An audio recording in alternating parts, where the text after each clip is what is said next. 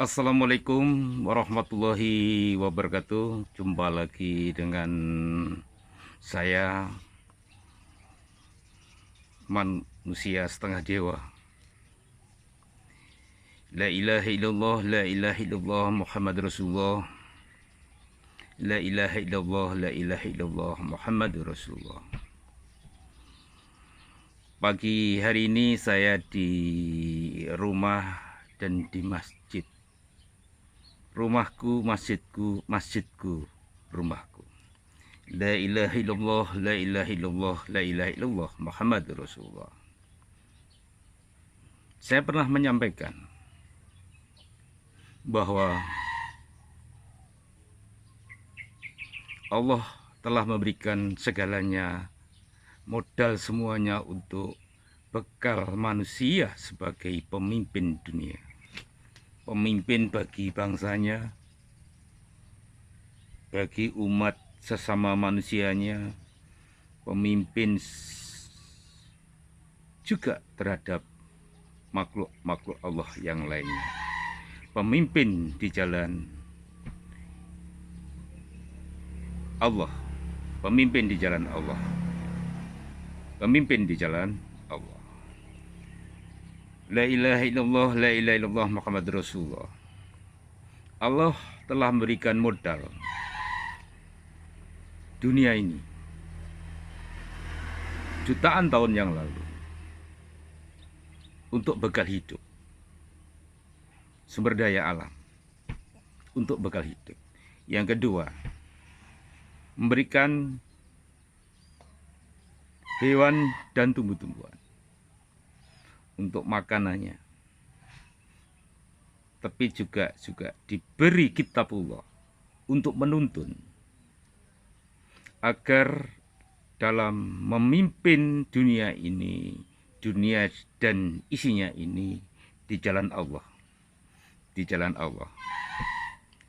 Oleh karena itu, dalam pengajian-pengajian sebelumnya, saya menyampaikan, kalau Allah sudah mengatur, maka you semua jangan mengatur. Laksanakan saja sesuai dengan lokal wisdomnya masing-masing, tapi tetap bersama Allah dan tetap rangkulan dengan Gusti Kanjeng Nabi Muhammad Sallallahu Alaihi Wasallam. Sudah diberi kitab Allah, sudah diberi keteladanan oleh Rasul-Rasul Allah, Nabi-Nabi Allah. Laksanakan itu. Ngikuti Nabi Muhammad lebih baik. Ngikuti nabi-nabi sebelumnya, nggih monggo. Tapi sempurnakan dengan Islam. Karena Islam diberikan kepada kita semua ini adalah agar lebih sempurna daripada yang sebelum-sebelumnya. Apakah yang sebelumnya salah? Ya tentunya tidak, karena semuanya itu juga dari Allah. Cuman dalam perjalanan waktu kadang-kadang ada pergeseran-pergeseran yang kadang-kadang saudara kita yang namanya iblis itu pandai menipu kita. Ya semoga saudara kita iblis ini segera tobat, kita doakan. Semoga saudara kita iblis dan setan-setan, baik yang berupa jin maupun makhluk lain atau manusia, atau yang masuk dalam hewan atau yang masuk dalam iblis. Iblis memang jagonya masuk itu, mempengaruhi pikiran dan tindakan manusia. La ilaha illallah, la ilaha illallah, Muhammad Rasulullah. Pada hari kebangkitan nasional ini, di ketinggian ini, di lantai 3 di rumahku, masjidku, di bumi terang enggalih. Kalau tidak salah saya menerima wangsit lah ya. Trenggalek itu bumi terang enggalih. Jadi orang-orang yang pernah minum air Trenggalek insya Allah akan lebih padang cara berpikirnya, terang enggalihnya, cara pandangnya. Makanya ada orang-orang Trenggalek seperti yang Supriyadi, pahlawan peta itu menurut cerita leluhur-leluhur kita. Beliau adalah orang Trenggalek dan besar di Blitar. Kemudian juga ada pemikir jalan tol Trans Java, itu almarhum dan guru saya, Popo Hermanto Darda, itu juga orang Trenggalek. Ada juga yang membuat 1 miliar satu desa yang jadi regulasi nasional dan namanya tidak terkenal, bahkan tidak disebut. Itu juga orang Trenggalek. Juga yang membuat 1,5 miliar setiap desa kelurahan tahun 2019 dan kecamatan, desa kelurahan kecamatan, hanya 25% APBN, itu juga orang Trenggalek. Pada Pilpres tahun 2024 ada orang Trenggalek juga yang juga Bumi Terang Enggalih ini juga membuat konsep setiap jiwa penduduk dimulai saham 1 miliar. Jadi sebenarnya maknanya akan saya jelaskan. Jadi Allah ini menciptakan dunia. Sudah, tetap dunia ini bukan milik manusia, tapi tetap milik Allah. Manusia ini adalah ciptaan Allah. Makanya tidak mungkin Allah akan mempersulit manusia. Dan tidak akan mempersulit iblis juga. Kalau iblis mau bertobat, pasti. Saya pastikan. Karena saya ini adalah makhluk Allah. Allah insya Allah akan mengabulkan apabila beliau berkehendak. Pikiran sederhananya begini. Allah menciptakan sesuatu. Pasti Allah ingin sesuatu itu ngikuti apa yang dimau Allah. Kalau sesuatu tadi karena dikasih pikiran si kekuatan, kemudian membelokkan apa yang seharusnya dari kalam-kalam Allah dalam menyelenggarakan kehidupan, pasti dia nanti akan mendapat kesulitan. Memang mungkin di dunia hebat kayaknya, tapi mungkin juga tidak. La ilaha illallah, Muhammadur Rasulullah. Hari ini saya di Padepokan Pondok Pesantren Gerbang Tinatar Milenial Ilahi dengan dibantu oleh yang ada sekitar sini. Ini ada tiang, ini tingginya sekitar 7 meter, bambunya ini sekitar 140. Ada 2. Di atas ini ada kolam sementara. Ya. Sebagai literasi, sebelum saya ngaji ini, saya ikut pengajian di Masjid Agung Jamek Malang bersama Kiai Zainuddin, dan juga hari berikutnya yang kedua setelah salat subuh juga bersama Kiai Haji Marzuki Mustamar. Kemudian saya di Pinaraknya, di dalamnya di Sukun kan gitu. Sebelum mengikuti pengajian, saya di hari kedua saya sowan para leluhur kita yang ada di Singosari. Saya tidur di makam-makam leluhur di Singosari dan di masjid sekitarnya itu. Dan tentunya saya tetap hanya menemani minimal. Kedua, mendoakan.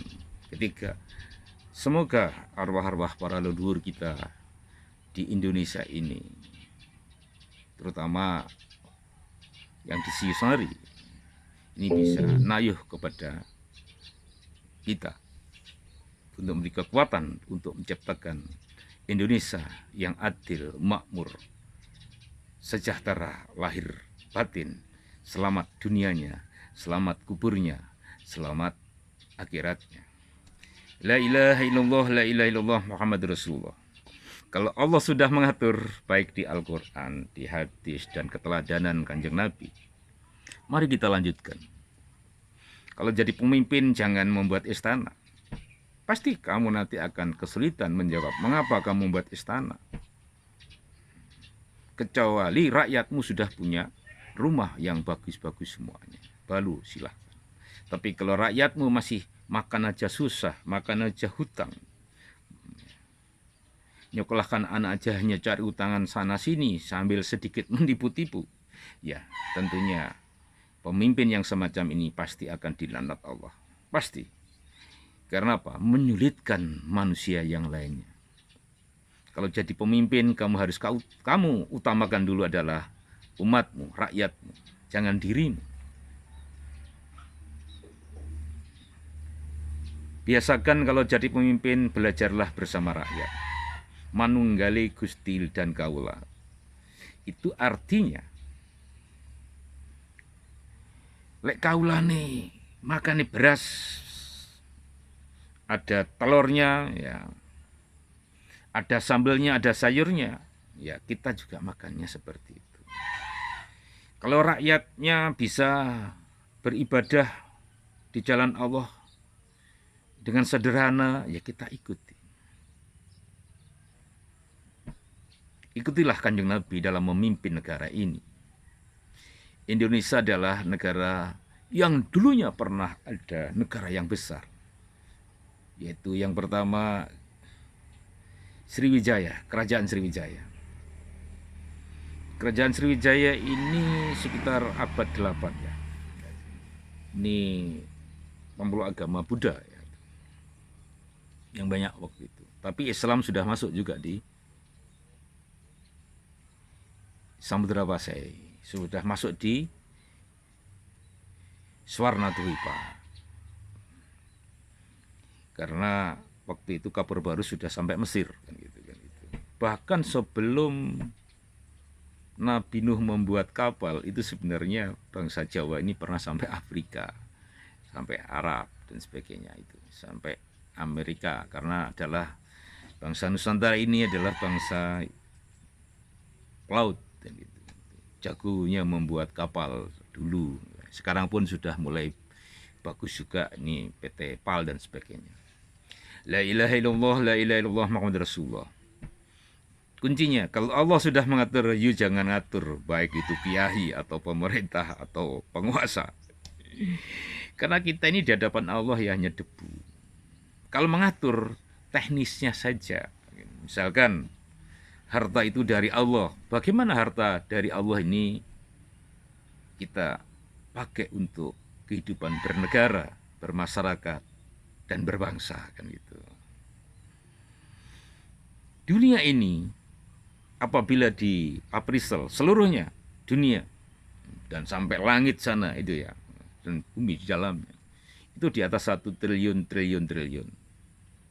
Coba dicarikan ahli appraisal kalau nggak percaya.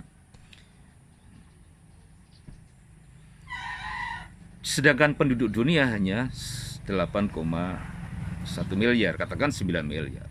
Jadi hak masing-masing jiwa ini oleh Allah diberikan di atas 3 triliun, di atas 3 triliun. Jadi kalau kita menghitung harta dari Allah pasti kita terhingga nilainya. Bagi yang paham menilai aset kan gitu, tergantung indikator-indikatornya apa yang dihitung. La ilaha illallah, la ilaha illallah Muhammad Rasulullah. Kalau ada unen-unen leluhur kita dulu, yaitu bangsa Jawa dulu, mbah-mbah kita bilang, besok ulo sapa kutha, macan sapa dalan, duit ilang saka alam. Apa artinya? Ulo sapa kutha adalah kereta api yang masuk ke kota seperti ular.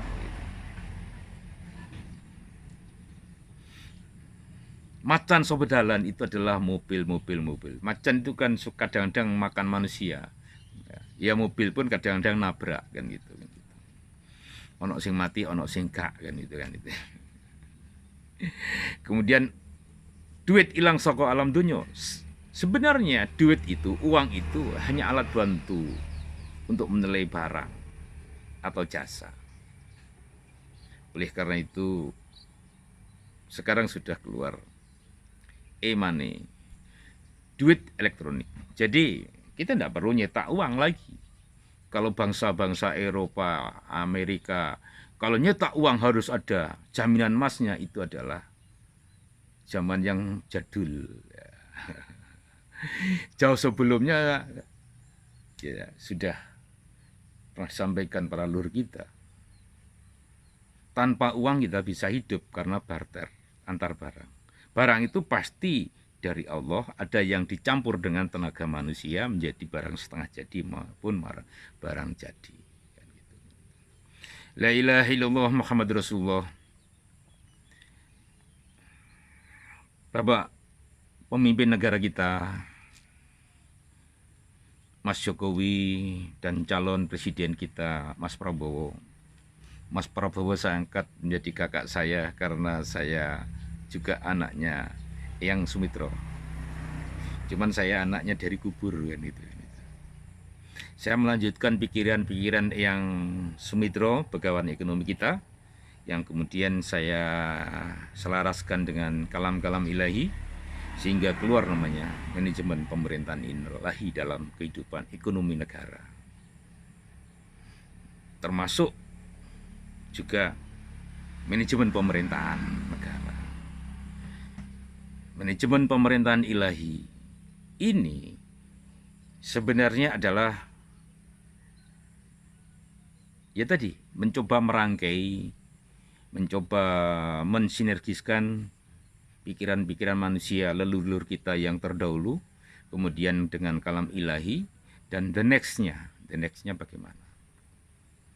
Kalau kita dengarkan dengan baik-baik, demokrasi adalah pemerintahan dari rakyat, oleh rakyat, untuk rakyat semua. Berarti yang punya negara adalah rakyat, kita semua. Yang punya negara adalah rakyat kita semua. Tidak beda-bedakan antara sing ganteng, sing setengah ganteng, kemudian sing ora tek ganteng, misalkan ya, seperti itu. Sing komplit atau mboten, sing ayu nopo sing setengah, seprapat dan sebagainya. Semua itu adalah ciptaan Allah. Sehingga Allah sudah menjamin dalam surat Hud ayat 6. Makhluk yang diciptakan Allah ini sudah diiringi rezekinya. Rezekinya ya alam semesta ini.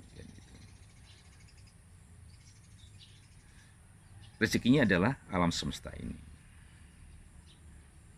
Makanya kalau saya pernah menyampaikan dalam pengajian-pengajian sebelumnya dan pada surat saya yang saya tujukan kepada seluruh pemimpin negara di dunia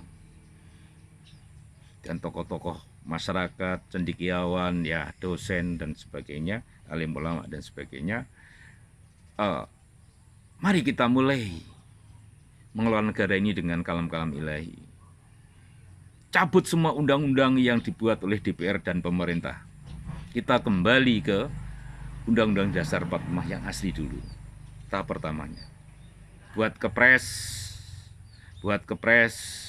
Bapak Presiden, baik Presiden nanti apakah Mas Jokowi Witan ini kerso, Mas Jokowi ini kerso mencabut ya sebagai Jokowi Witan, karena coro presiden yang ketujuh ini semuanya bukan ahli manajemen pemerintahan. Tapi sama Allah diberi mandat, kamu jadi presiden. Makanya alhamdulillah kita tidak perang saudara kan itu. Itu salah satu indikator penilaian pemerintahan ini berhasil adalah tidak perang saudara. Aman dan tertib. Tapi yang dibutuhkan bukan itu saja. Aman, tertib, damai, sejahtera di dunia wal akhirat. Sebenarnya kubur pun masih di dunia. Kecuali yang di luar dunia nguburnya kan gitu kan. Ada yang dikubur dengan cara dibakar, debunya disebar. Ada yang dikubur dikasih kafan kemudian ditaruh di dalam bumi. Prinsip itu masih di dunia. Ada yang juga ditaruh di pohon trunyan kan itu kan. Tapi pada hakikatnya raganya ini adalah akan rusak. Cuman jiwanya masih hidup. Kalau di Islam namanya arwah kan gitu. Makanya bangunlah jiwanya, bangunlah raganya. Lagu kebangsaan kita. Bangunlah jiwanya, bangunlah raganya. Bukan raganya dulu, tapi jiwanya dulu. Karena jiwa-jiwa inilah yang akan menentukan raga ini dibentuk dengan baik atau dicarno, gendut dan sebagainya. La ilaha illallah, la ilaha illallah Muhammad Rasulullah. Di hari kebangkitan nasional di bulan Mei ini kita hari pendidikan, ada tanggal 2 Mei. Kemudian hari kebangkitan nasional kita di tanggal 20 Mei yang lalu. Dan hari ini adalah hari lahirnya saya, Naton saya, Jumat Legi. Orang-orang yang lahirnya Jumat Legi pasti manis. Kalau ada yang bengis, ingat manisnya buah manggis.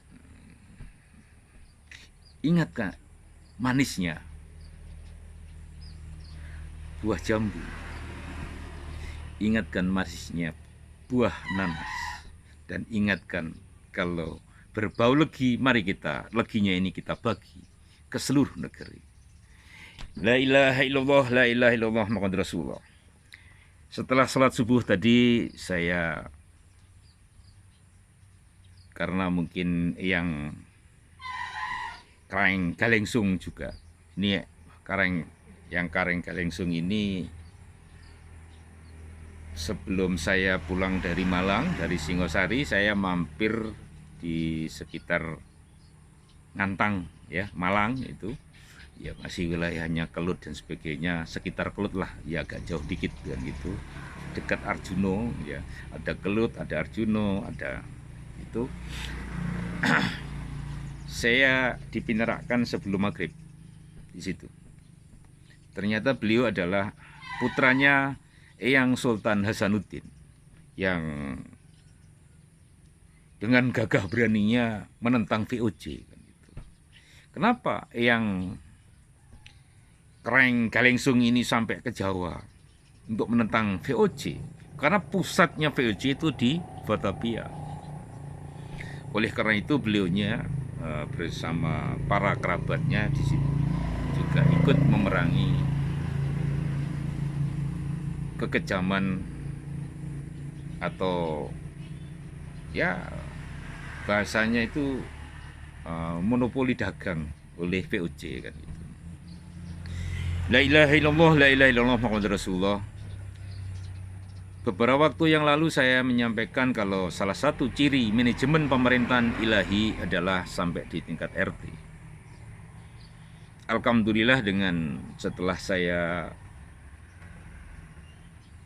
sempurnakan lagi dengan kekuatan leluhur. Jadi manajemen pemerintahan ilahi itu ujungnya adalah di keluarga-keluarga masing-masing. Jadi setiap keluarga yang bapaknya itu juga pegawai negeri, ibunya itu juga pegawai negeri, bendara. Bapaknya yang mimpin, ibunya bendaranya. Anak tertuanya, ya inilah yang jadi senopati di keluarga itu. Tentunya di sini semua akhirnya rakyat pemilik saham negara itu dibuktikan bahwa setiap keluarga itu ada minimal ada 2 yang jadi aparatur negara. Minimal 2. Kalau anaknya banyak ya 3. Pokoknya setiap 5 orang satu pemimpin. Setiap 5 orang satu pemimpin. Pemimpinnya itu aparatur negara. Kemudian yang jadi rakyat yang 4/5 itu adalah bekerja di pengadaan barang dan jasa dengan bayaran per day yang di desa 2 juta, yang di kota hanya 1 juta, yang transmigrasi per jiwa itu adalah 4 juta, sedangkan yang keluar negeri, biar gagah bangsa Indonesia ini di luar negeri jadi pembantu saja, di Indonesia dia sudah dapat pendapatan karena berjuang untuk siar tentang Indonesia di luar negeri, meninggalkan keluarganya sebanyak 5 juta per day. Kalau setiap jiwa penduduk Indonesia diberi saham 17 miliar. Nah, sahamnya dari mana? Dari harta Allah yang sumber daya alam ini. Kita nilai setiap meter persegi ke bawah. Mungkin sementara yang ke bawah ini ya 1 kilo gitu ya, 1 kilo ke bawah, dan yang ke atas 1 kilo, itu nilainya 1 juta. Kan tidak mahal kan? Maka ketemu angka 5,1 juta triliun rupiah. Seandainya dibagi seluruh penduduk Indonesia yang saat ini kurang lebih 277 aja kan juta, maka setiap orang mendapat 17 miliar rupiah. Oleh karena itu, dengan harta minimal 17 miliar rupiah sebagai saham rakyat yang diberikan oleh Allah berkat doa panjenengan, sehingga ada manusia seperti saya yang bisa memaknai harta Allah ini hanya untuk makhluk Allah. Allah tidak membutuhkan, cuman Allah ingin panjenengan kita semua ini menjadi makhluk yang di jalan Allah. La ilaha illallah, la ilaha illallah, Muhammad Rasulullah. Jadi kita tidak memakai APBN, Bu Sri Mulyani. Kita tidak mencekik rakyat kita, Bu Sri Mulyani. Kita tidak mencekik rakyat kita.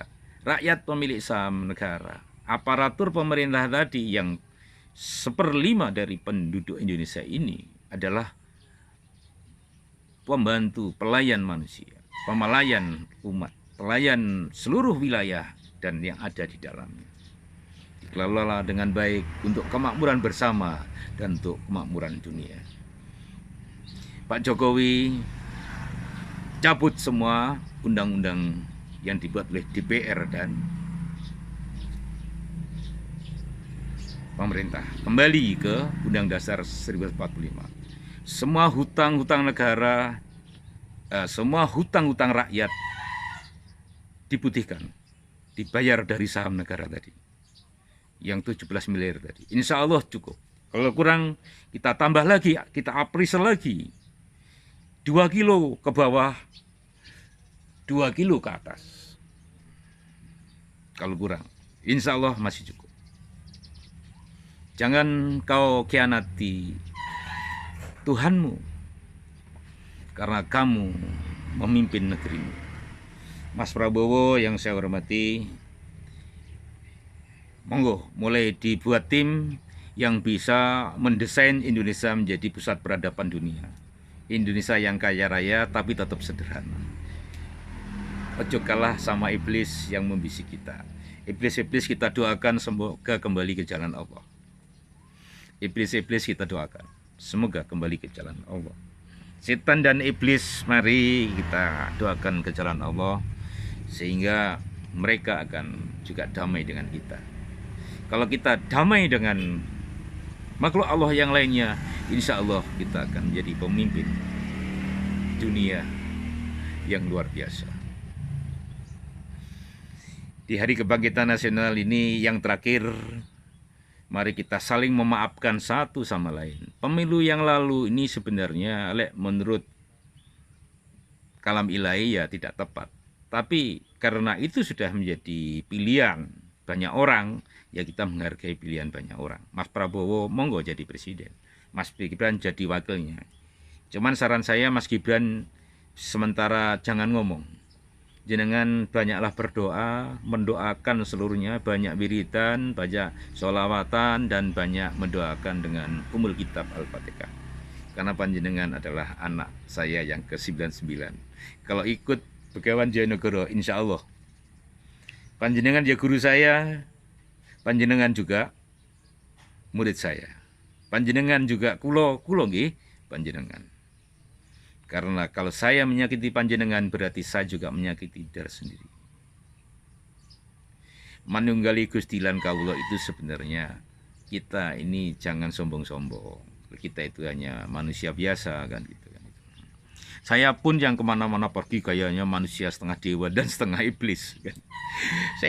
Yang saya agak ketawa ini diberi manusia setengah dewa dulu sekitar 1 bulan yang lalu, kemudian ditambah lagi, dijeloknya lagi manusia setengah iblis. Saya bilang di makamnya Syekh Ahmad Muhammad ya, di Melilir ya, Melilir Madiun. Kenapa kok manusia setengah iblis? Ya kan setengah iblis, sehingga biar iblis ini kita ajak kembali ke jalan Allah kan gitu. Hanya itu aja yang saya dapat saya sampaikan. Kelola Indonesia dengan manajemen pemerintahan ilahi, kita sempurnakan. Manajemen pemerintahan ilahi adalah kalau Allah sudah mengatur, maka you manusia jangan ngatur. Tindak lanjuti. 1/5 dari penduduk Indonesia adalah aparatur negara, sedangkan sisanya adalah aparatur di bidang pengadaan barang dan jasa BUMN dengan pendapatan 1 juta yang ada di kota, 2 juta yang ada di desa, dan 4 juta yang ada di kawasan transmigrasi, dan 5 juta per day setiap penduduk Indonesia yang berjuang di luar negeri. Bagi yang punya prestasi tetap dikasih bisaroh, hadiah-hadiah, sehingga kita tidak menyamakan satu sama lain. Pendapatannya akan ditransfer oleh masing-masing bendara keluarga. Karena sebenarnya dalam manajemen pemerintahan ilahi ini tidak ada administrasi publik dan privat. Semuanya adalah manajemen ilahi. Dalam satu manajemen, yaitu kita adalah makhluk Allah. Cuman yang wajib laksanakan dengan yang wajib, yang sunnah laksanakan dengan sunnah. Lek sunnah jangan mengalahkan yang wajib. Yang wajib jangan sampai dilupakan. La ilaha illallah, la ilaha illallah Muhammadur Rasulullah. Mari kita berdoa karena panjenengan semuanya penduduk Indonesia dan dunia sudah ditambah namanya rahmatullah tanggal 9 Juli tahun lalu di Gunung Lawu, maka semoga rahmat Allah segera turun di negeri yang kita cinta ini dan untuk kemakmuran seluruh dunia. Al-Fatihah. Bismillah. Alhamdulillahirabbil alamin arrahmanir rahim maliki yaumiddin iyyaka na'budu wa iyyaka nasta'in. Lanjutkan setiap saat berdoalah untuk kita semua agar Indonesia menjadi negara yang selaras dengan kalam-kalam ilahi, dan kita jadikan surga dunia, dan kita jadikan nantinya surga di akhirat untuk seluruh makhluk Allah yang ada di bumi ini. Sekian dari saya. Ihdinas siratal mustaqim, ihdinas siratal mustaqim. Mohon maaf apabila dalam menyampaikan ada yang kurang berkenan, dan juga saya selalu tetap mohon maaf karena saya juga aparatur sipil negara. Saya adalah produk dari negara ini. Saya produk dari pemerintah ini. Saya juga produk dari lingkungan saya sendiri. Dan tentunya keluarga saya yang membuat saya bisa seperti ini. Saya kira itu Al-Fatihah untuk kita semuanya lagi. Al-Fatihah. Bismillahirrahmanirrahim. Alhamdulillahirabbil alamin arrahmanir rahim maliki yaumiddin. Kemudian kepada para pemimpin partai politik, coba kembali ke jalan Allah kan itu. Partai politik ini kan dari negara yang enggak sehebat Majapahit, enggak sehebat Sriwijaya. Pakailah kalam-kalam ilahi, pakailah Jawa didadik nih pondasi Islam yang untuk menyempurnakan. Jawa dijadikan pondasi dan Islam untuk menyempurnakannya. Karena dengan demikian Ibu Mega, Ibu Surya Paloh, Pak Surya Paloh ya, dan pemimpin partai yang lainnya, Mas Erlangga dan sebagainya, ojo adu jago dosa, ojo adu pilkada pasti dosa, karena pemilihan pemimpin di jalan Allah adalah dengan musyawarah mufakat. dengan musafakat. Pilkada itu menghabiskan uang, pakailah untuk pengentasan kemiskinan. Musyawarahlah siapa pemimpinnya, kemudian sampaikan hasil musyawarahnya, kira-kira mana setuju yang tidak, kan gitu saja. Nah, jadi silahkan, jangan hanya DPRD saja, tapi termasuk tokoh-tokoh ormas, para cendekiawan, para alim ulama, musyawarah. Mana yang terbaik. Kemudian yang ikut ini nanti dibagi tugas masing-masing. Sing paling pinter ya jadi pimpinannya, kemudian dari bawahnya itu. Atau bisa digilir juga nanti. Tentunya harus yang ahlinya. Jangan pengusaha jadi kepala daerah, rusak nanti. Yang kepala daerah minimal punya ilmu pemerintahan dan ilmu administrasi negara. Itu yang diutamakan. Kalau tidak ada, baru ke yang punya ilmu yang mendekati. Bisa di militer. Militer itu juga diberi ilmu militer dan kewilayahan dan menata penduduknya. Baru ilmu-ilmu yang lain kan itu. Saya kira itu dari saya, dan pesan saya yang terakhir kali, dengan kalam ilahi, dengan harta Allah ini, mari kita syukuri nikmat Allah ini dan kita laksanakan semua perintahnya dan kita jauhi larangannya. Semua perdi mendapat pendapatan di sepertiga malam.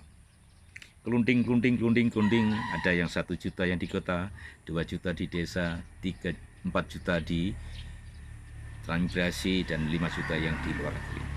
Insya Allah Indonesia akan damai, Indonesia akan menjadi pusat peradaban dunia. Tamu-tamu negara kita gratiskan semuanya, pulang disangoni, karena harta Allah ini sebenarnya tak terhingga. Hutang-hutang sampean semua dibayar bersama dengan aset dari Allah tadi. Karena panjenengan sudah selalu berdoa kepada Allah, dan saya adalah hanya manusia yang selalu bersama derek dawe Gusti lan Kanjeng Nabi. Sekian, ihdinas siratal mustaqim. Assalamualaikum warahmatullahi wabarakatuh.